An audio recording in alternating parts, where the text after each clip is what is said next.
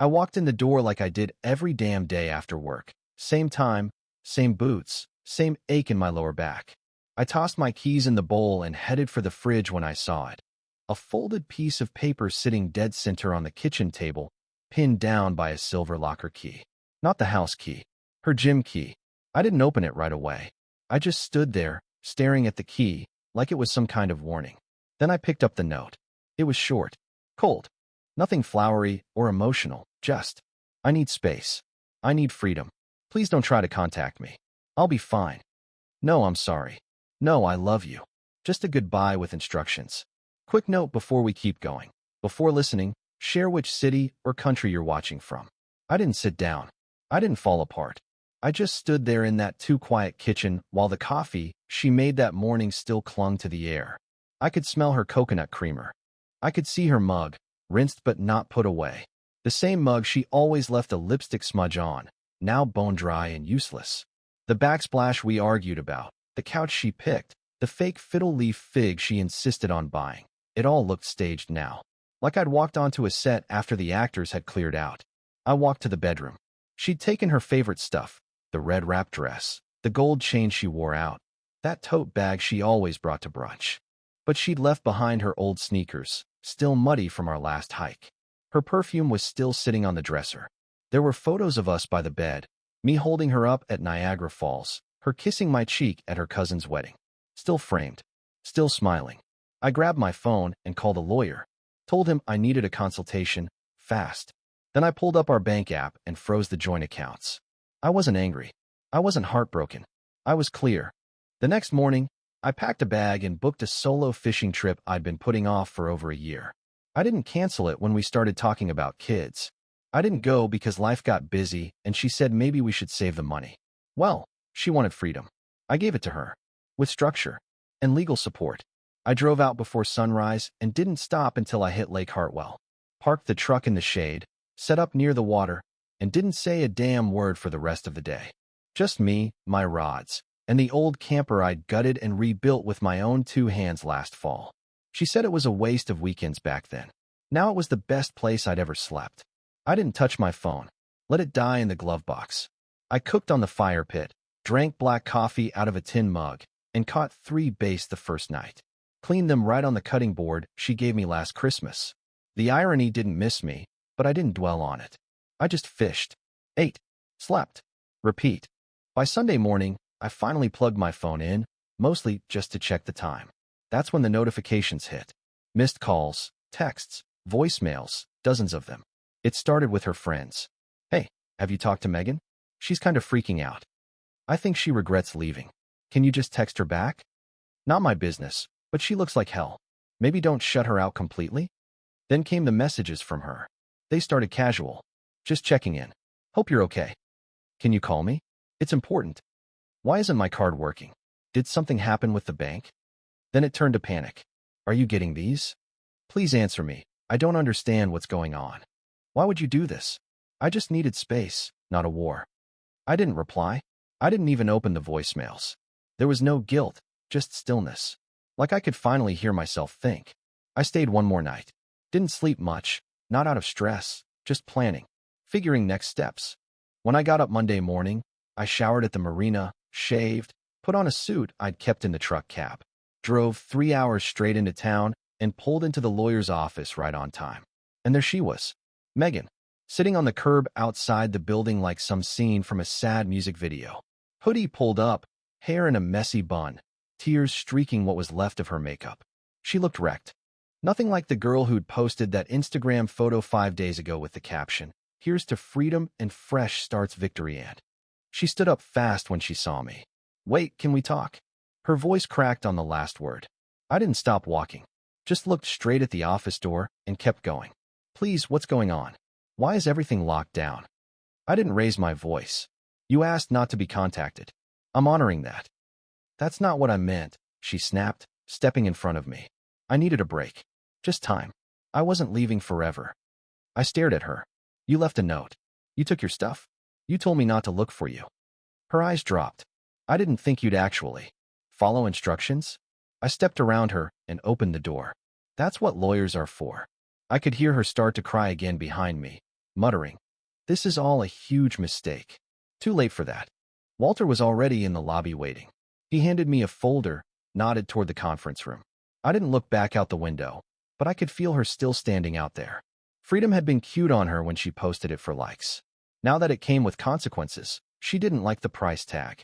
Walter held the conference room door open, but before I stepped inside, I heard the glass entrance behind me swing open. "Mason." Her voice cut through the room like a blade. I turned. Megan came storming in from the sidewalk, face flushed, breath fast like she'd been running. "What the hell is going on? Why can't I access anything?" Walter didn't flinch. I handed him the folder and turned back toward her. "I froze the accounts. Got legal counsel. You said don't contact you, so I didn't. Just handled business." She stared at me like I'd slapped her. "You froze everything?" "Yeah, everything joint. My name's on it, so I made a decision." "You didn't even try to talk to me first. You left me a damn note, Megan." She lowered her voice and stepped closer. "I didn't leave forever. It wasn't like that. I just needed space. That's not the same thing. You said not to look for you." I kept my tone steady, calm. "You were clear." Her eyes jumped to Walter. "Is that your lawyer?" I nodded. "Yep."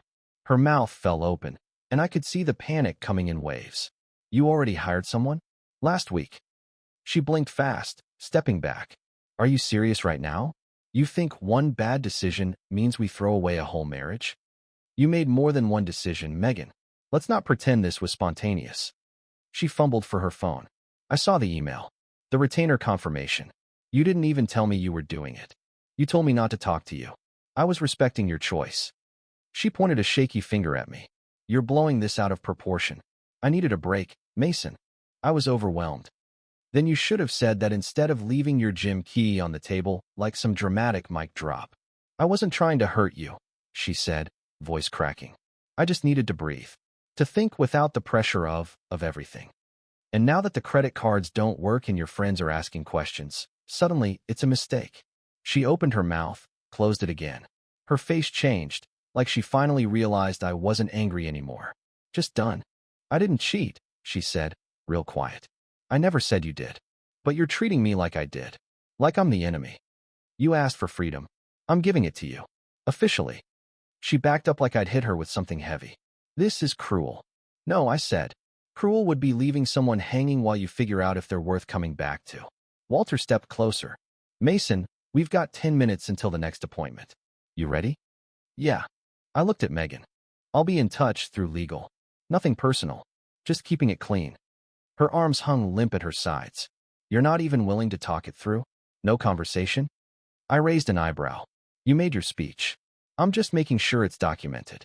She shook her head slowly, like she was seeing me for the first time. "You're not the man I married." "No," I said. "That guy would have waited around hoping you'd come back." I walked past her without another word.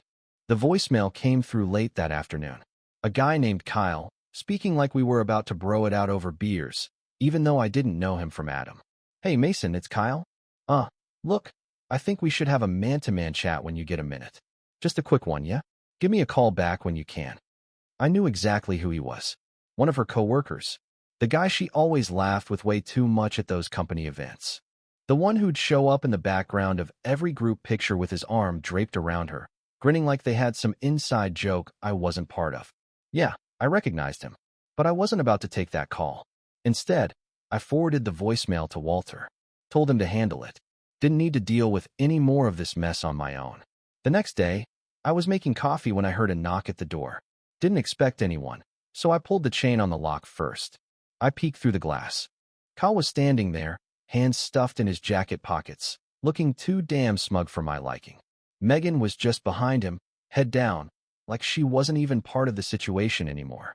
"Hey, Mason, it's me," Kyle said, voice too cheery. "We just came by to grab a few things for Meg. She didn't have time to get everything last night." I didn't open the door, just stood there, watching him. "You've got about 2 seconds before I call the cops." He squinted at me, like he was still trying to figure out if I was joking. "What?" "It's no big deal. Just a few things she left behind. You know, stuff she's gonna need. We'll be quick." I shook my head. "You're not coming in." "You're serious, huh?"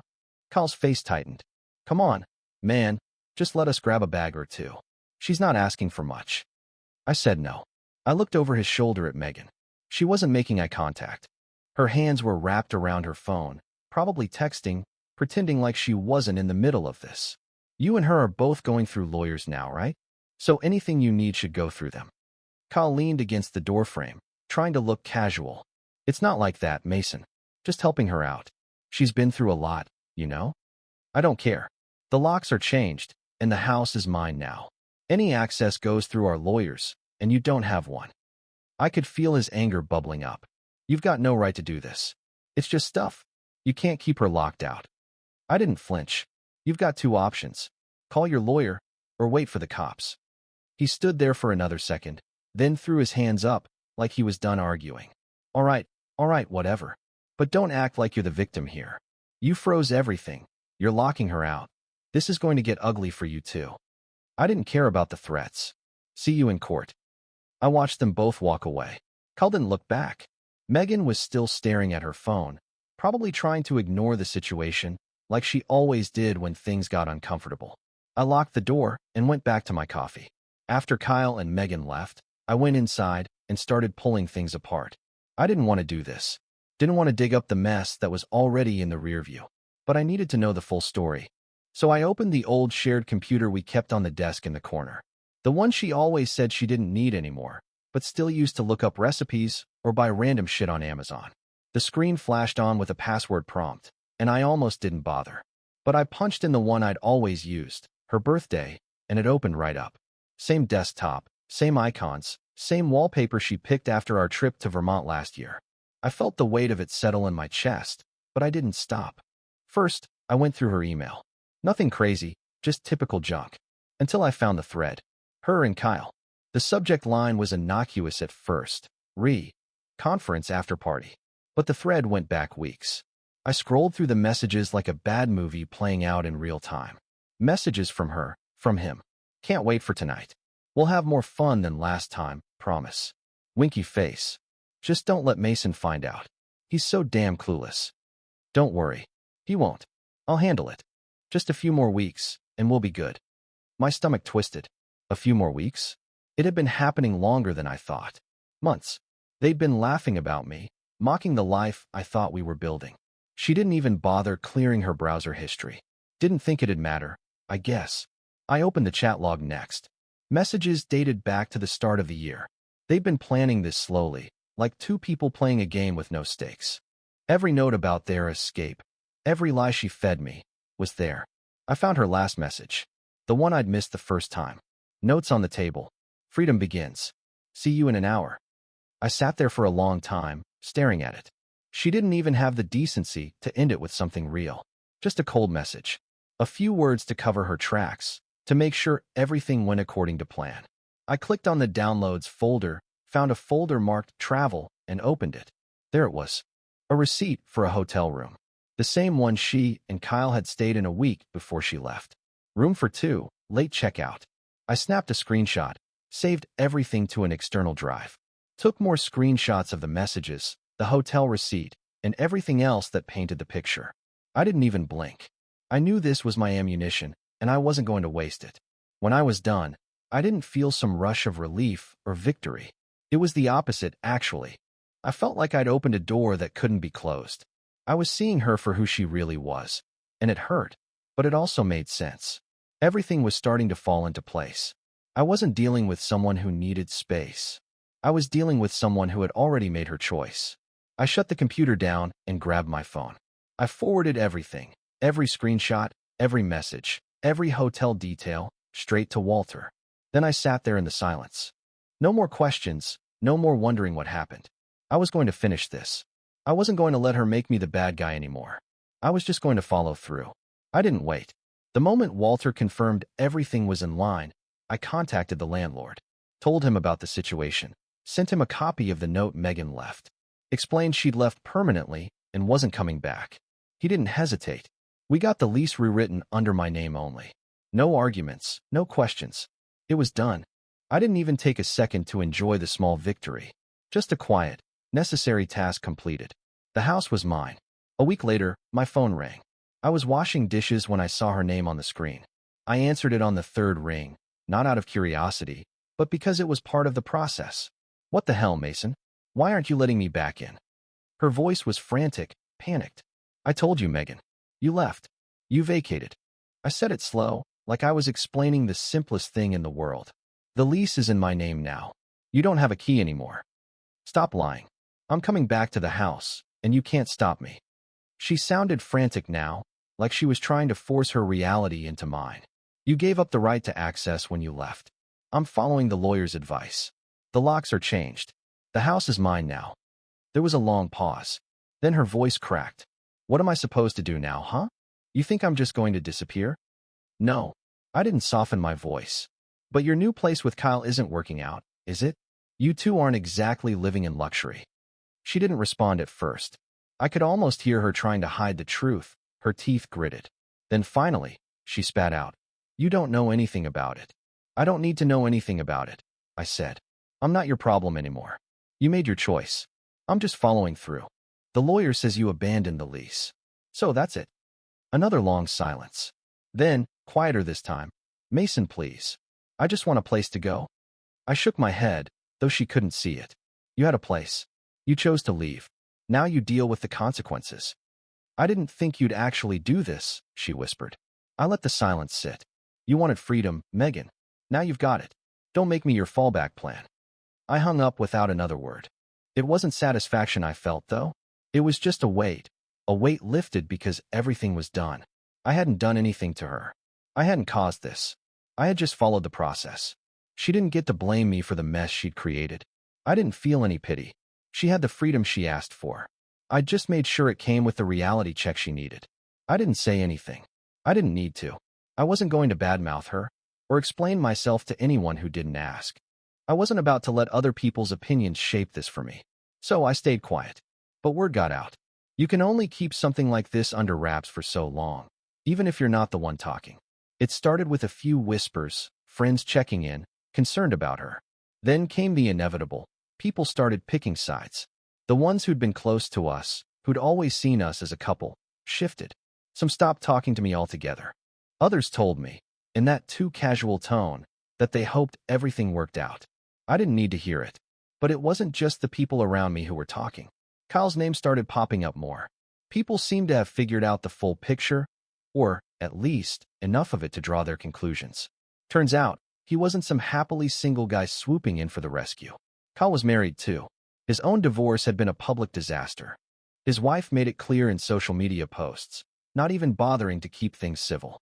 HR had gotten involved at work. His reputation was already in the gutter. And yet, he was playing the good guy in this whole mess, pretending like he was the answer to Megan's problems.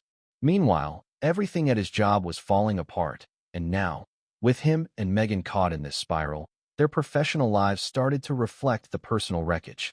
Promotions were pulled, assignments disappeared, and that fake friendly charm Kyle used so well wasn't working anymore.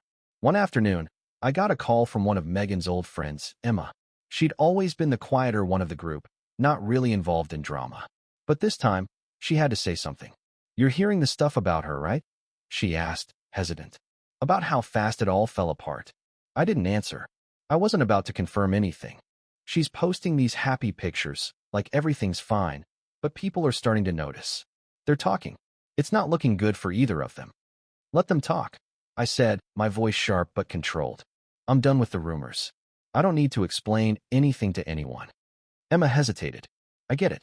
But people are saying it's all a disaster now, that they're barely holding it together. It's like they're living in a lie. I'm not part of the lie anymore, I replied. If they want to keep pretending, that's on them. I'm done cleaning up their messes. I hung up before she could say more. It didn't take long for the online stories to match what I already knew. Fake happy posts, smiling faces and filtered photos, captions full of empty promises of new beginnings. I saw the cracks in their act. They looked like a disaster now, trying to live out some Instagram fantasy while everything around them collapsed. It was pathetic. The more they tried to project happiness, the more people saw the cracks. I didn't need to say a word. They were doing the work for me. I was already asleep when the voicemail came through. It was past midnight, the kind of time where I figured she'd be half drunk or tired enough to forget what she'd just said. But no, she left a message, rambling about a trip we took to the Grand Canyon a few years ago. Do you remember the sunset? She asked, her voice trembling. The colors were so beautiful. We were supposed to go back. Maybe we still could. She paused like she was waiting for me to answer. Then the silence stretched out for longer than it should have. When she started speaking again, it was like she'd completely forgotten what she was saying. Anyway, I need to know if I can buy out my share of the deposit, she continued. $2, $8.50, Mason. I'll get it to you as soon as I can. I just need. The message cut off, and I didn't bother listening to the rest. I deleted it right after. The next morning, I was finishing up breakfast when my phone buzzed. An email from her lawyer. I could already guess where this was headed. The message was polite, but it carried that same tone of desperation she'd started using, now filtered through her lawyer's words. She was asking about her share of the deposit again, and how she could settle it. I forwarded the email to Walter without responding, the same way I ignored her voicemail. I wasn't playing her game anymore. Walter's reply came within an hour. It was tight and professional, no room for emotion or interpretation. He attached a password-protected file named Kyle and included the following message. Please see attached. I'm confident this will answer your question about the requested deposit. Regards, Walter. I opened the file right away. Inside was a snippet of messages between Megan and Kyle, a few that were too damning to ignore. The first one I read was from her. We can get the deposit from him. It's just a matter of timing. We'll get it when we need it. Then Kyle's reply. I'll handle it. Just don't make it seem like we're in any rush. We've got to let him think we're trying to settle this on good terms. There it was.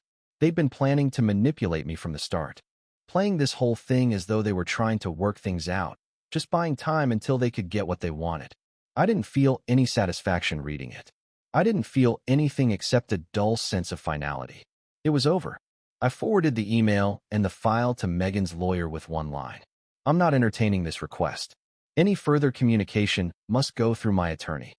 And just like that, the request stopped. Her lawyer didn't even reply. I knew what was coming next. The silence, the fallout, the realization that they had pushed too far. She wasn't going to get any of it, not the money or the control. The game was over, and she was on the losing side. I didn't have to say a word. They'd made their bed, and now they had to lie in it. 6 months. That's how long it took to wrap everything up. Quiet, professional, ruthless. Walter did his job, and I let him. I didn't speak to Megan directly once during that time, except through lawyers. Not a single word outside the formal process. And every time we crossed a new hurdle, I felt a little less of the person I used to be. But I kept going. Megan's lawyer tried to argue for her, but Walter had everything. The messages, the receipts, the bank statements, every little breadcrumb they'd left behind. The way she'd left me hanging, then tried to play nice with the freedom bullshit. I didn't need to say anything. Walter did the work.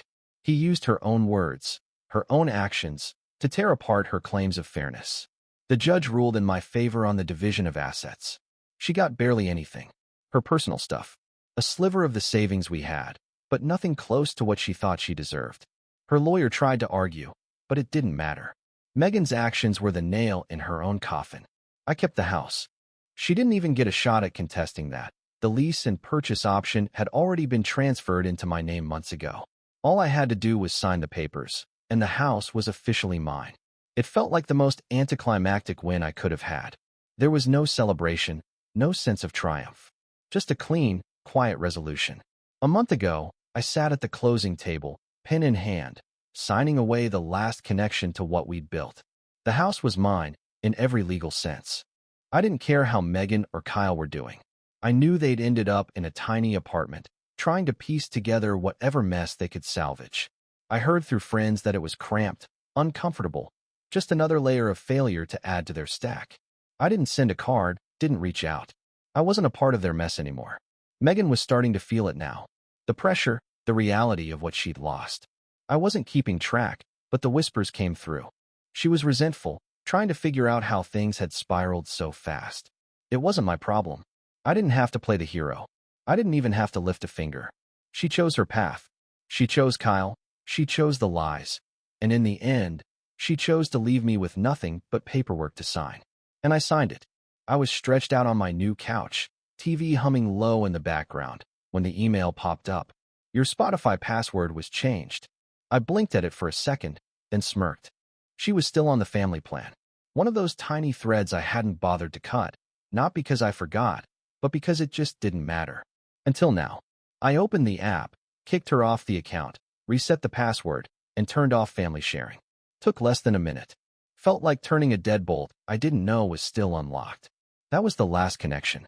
She wasn't in my finances, my house, or my playlists anymore. Whatever music she wanted now, she'd have to pay for herself. The place didn't feel like hers anymore either. I'd painted the kitchen, covered up that awful sage green she insisted on, put up open shelves, changed the cabinet hardware, ripped down the little chalkboard wall she used to scribble on like we were some cute Pinterest couple. I cleared out the closet, sold her side table. Even the bed felt new with a different headboard. There wasn't a single photo of her left in this place, not one thread of her personality hiding in a drawer or box. The house didn't feel like a set anymore. It felt like mine. I didn't hate her. I didn't waste time replaying the lies or dissecting what was real. I didn't care what stories she told her friends or what excuses she gave herself at night. I didn't feel much at all. Just relief. She'll probably spend the next few years convincing herself I was the villain, that I changed, that I was cold, heartless, unforgiving. And maybe I was. But I didn't ruin anything. I just stepped out of the way and let it fall apart on its own.